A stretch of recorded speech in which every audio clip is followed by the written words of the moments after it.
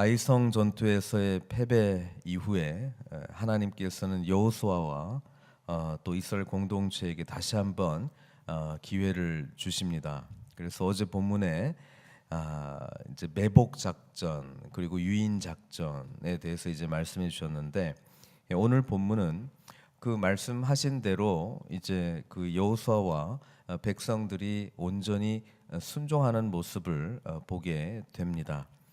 그래서 그 승리의 비결이 무엇이냐? 하나님께서는 여리고 전투와 또 아이성 전투에 동일한 것을 요구하시는데, 그것은 다름 아닌 먼저 하나님께서 무엇을 원하시는가, 하나님의 음성을 구체적으로 듣는 것을 제일 우선적으로 해야 된다는 것이고, 또 받은 바 그 말씀대로 온전히 순종할 때에 참된 승리가 있다는 것을 다시 한번 말씀해주고 있습니다. 물론 아이성 전투에서 패배를 했지만 사실은 우리 인생이라는 것이 그렇지 않습니까? 우리가 다 알고 살아가는 것이 아니고 우리는 때로 실수할 때가 많이 있습니다. 그러나 그것을 배움의 기회로 다시 한번 성숙하는 기회로 우리가 잘 이용하게 되면 우리는 보다 더 이전보다는 더 나은 모습으로 하나님께 나아갈 수 있다는 것이죠.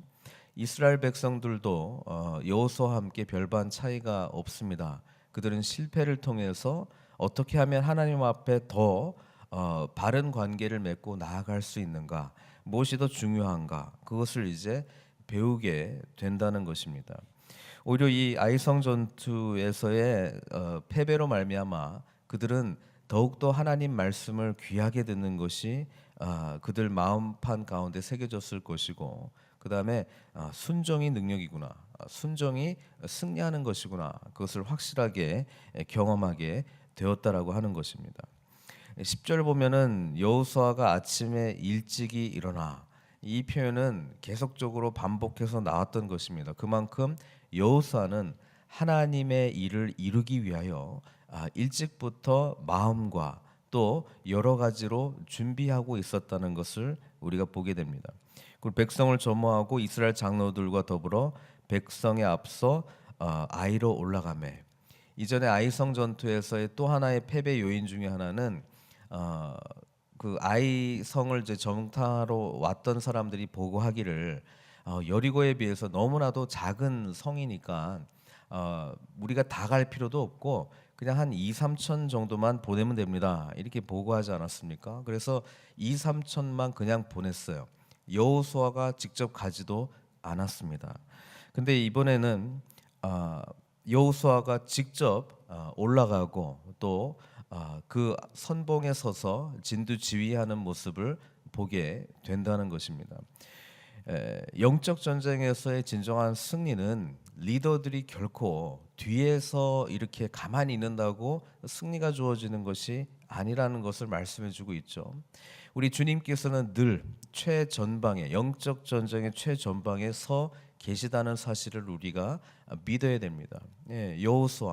여호수아가 예수아잖아요. 제가 여러 번 반복합니다만은 이 대장 대신 우리 주님께서 앞에 선봉에 서고 우리가 믿음으로 또 그 말씀을 온전히 순종할 때 승리하게 되는 것과 같이, 우리 영적 리더들이 늘 깨어서 먼저 하나님 앞에 나아가 그분의 음성을 듣고 그분께서 말씀하시는 대로 온전히 순종하는 모습을 보여줄 때에 공동체 전체에 승리가 주어진다고 하는 사실입니다.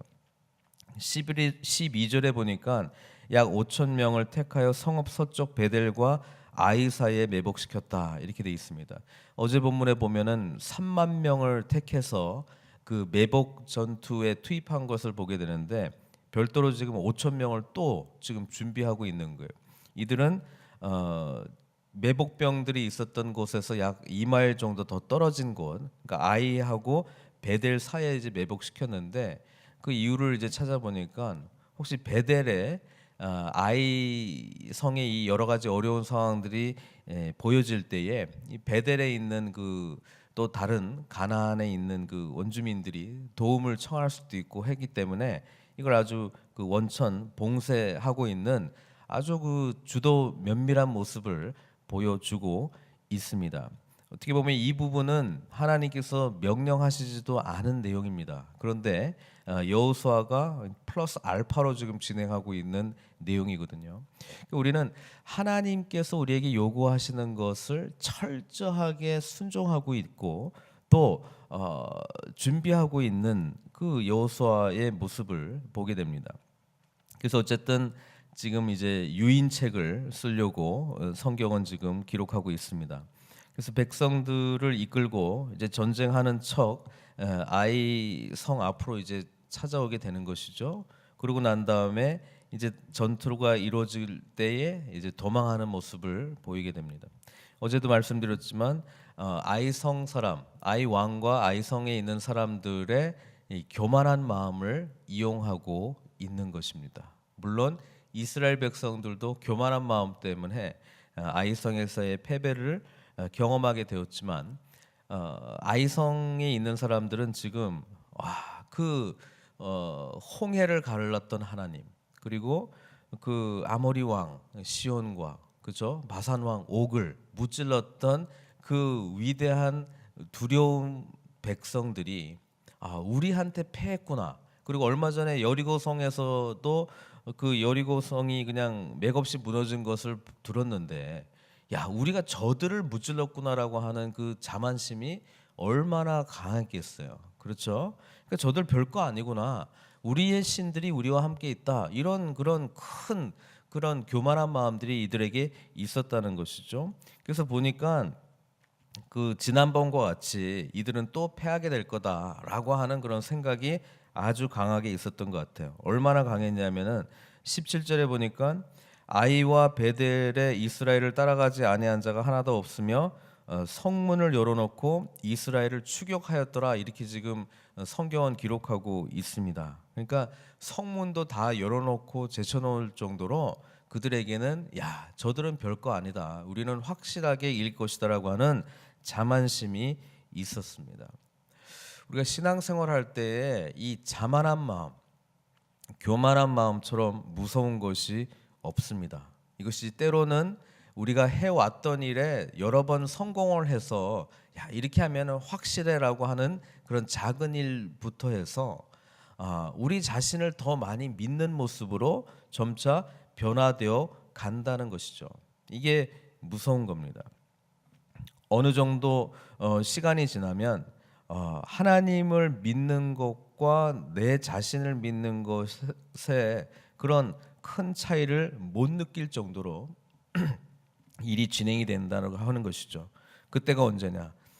용어는 하나님이라고 하는 말씀을 하지만 실제로는 자기 생각, 자기 뜻대로 하는 것을 경험하게 될 때 이런 교만이 아주 크게 자라고 있다는 내용입니다.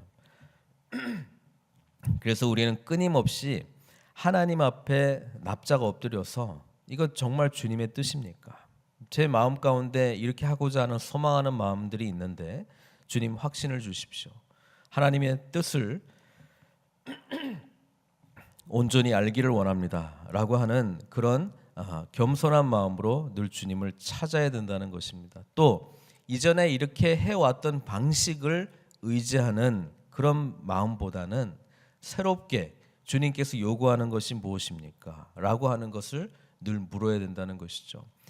여리고 성에서의 승리가 이스라엘 백성들에게 경험되었기 때문에 아이성 전투에서도 야, 이번에도 우리 그냥 돌자, 저번에도 돌고 마지막에 7번 돌고 나팔 불면 우리 이기는 거 아니냐, 이렇게 생각할 수도 있을 거 아니에요. 그게 무모한 일일 수도 있어요. 그러나 또 뭐라고 얘기할 거예요? 이게 또 믿음이 없어서 너희들이 그렇게 하지 못하는 거냐? 이전에 우리가 이렇게 해서 승리를 얻었지 않았느냐? 이렇게 나올 수 있다는 것입니다. 그래서 교만이라고 하는 게 결국은 하나님과의 그런 깊은 인격적인 만남이 선행되지 못하고 또 주님의 뜻을 분별하지 못할 때에 결국은 내 판단, 내 뜻으로 해 나가기 시작할 때 그것이 자라나게 된다는 것입니다. 어제도 말씀드렸습니다만 잠언은 분명히 이야기하고 있습니다. 교만은 패망의 선봉이고 거만한 마음은 넘어짐의 앞잡이니라. 그래서 이 교만한 마음을 우리가 늘 주의해야 될 줄로 믿습니다. 뒤에 나오는 것은 이제 여호수아가 이제 신호를 보냅니다. 손에 잡은 단창을 들어서 그 성읍을 가리킵니다.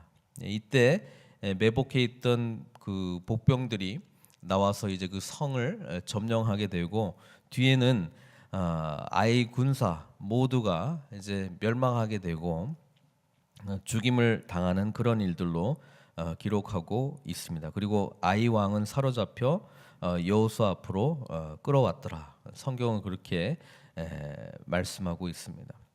오늘 우리들에게 다시 한번 하나님께서는 이 아이성의 그 재전투로 말미암아 다시 한번 기회가 늘 있다는 것을 확실하게 말씀해주고 있습니다. 그리고 진정한 승리는 우리 대장 되신 우리 주님을 온전히 믿고 주님께서 말씀하신 대로 순종할 때에 거기에 진정한 승리가 있다는 것을 확실하게 말씀해주고 있습니다. 때로는 하나님의 말씀이 무모할 정도로 어떻게 이렇게 말씀하실 수 있을까라고 하는 여리고의 전투처럼 보여질 때도 있습니다. 그러나 때로는 많은 경우에는 구체적인 하나님의 말씀이 우리 현실 가운데 최선을 다하는 모습으로 주어질 때에 진정한 승리가 있다는 것을 보게 됩니다. 그럴 때에 여호수아가 보여주었던 것은 뭐냐 하면 늘 그 리더십이 그 전방에 있었다는 것이죠. 그 현장에 늘 있었다는 것을 성경이 말씀해주고 있습니다.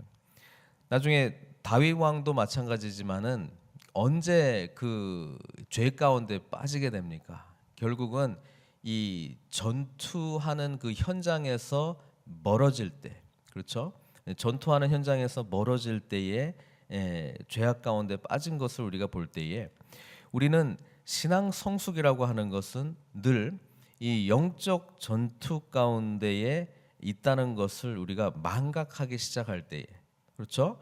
신앙이 무뎌지고 또 우리가 정말 생명 걸고 붙들어야 될 하나님의 말씀 또 성령님을 의지하는 모습들이 나태해지고 나약해진다는 것입니다.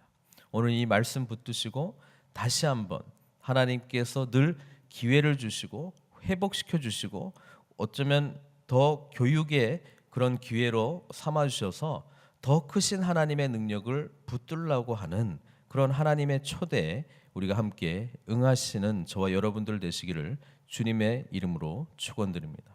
기도하시겠습니다. 사랑의 하나님 감사합니다. 오늘 여호수아가 하나님의 말씀대로 진행하는 그런 주도 면밀한 모습들을 통하여 우리 삶 가운데 철저한 순종을 주님께서 요구하신다. 우리가 분명히 말씀을 통해서 듣게 됩니다. 아버지 하나님, 영적 전투에서 우리가 늘 그 현장 가운데에 주님 의지하며 승리하는 믿음 허락하여 주시옵소서. 때로는 우리의 경험과 또 우리의 생각에 의지한 나머지 하나님의 말씀을 온전히 듣지 못하고 교만한 모습으로 나아갈 때가 있습니다. 그때 주님께서는 여지없이 패배하고 멸망하는 모습을 보여줌으로 말미암아 우리들에게 영적 그런 경각심을 불러 일으켜주고 있습니다. 하나님, 겸손한 마음으로 주님의 말씀 온전히 붙드는 저희들 될 수 있도록 인도하여 주시고 우리가 진정으로 승리하고 살아갈 수 있는 방법은 오직 말씀하시는 주님의 음성에 온전히 믿음으로 반응하며 순종할 때 주어진다는 것을 주님 확신하게 하여 주시옵소서. 오늘도 이 믿음 붙들고 주님 앞에 나아갑니다. 거룩한 성령님 함께하여 주실 줄 믿고 예수님의 귀하신 이름으로 기도드리옵나이다.